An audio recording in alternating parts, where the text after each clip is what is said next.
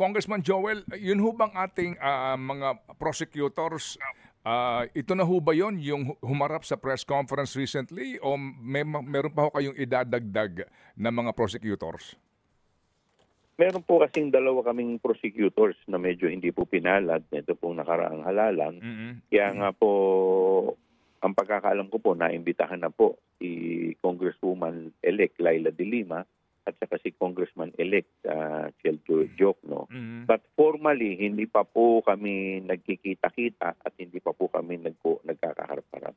Okay, sige po. Pero ngayon po, bagamat hindi pa kayo nagkikita-kita nito pong dalawa na posibleng maging bahagi po ng prosecution team ng Kamara, naghahanda na kayo sa lahat ng inyong ebidensyang ihaharap sa impeachment court, Congressman? Opo. At kami naman po patuloy po ang aming paghahanda at pag-aaral. Kasi makikita po natin halos maya't maya may mga nangyayari pong kakaiba. Kaya medyo hindi ka po pwede talagang baliwalain ang lahat ng ito. Kakaiba ho? Ano mga kakaibang yun, Congressman?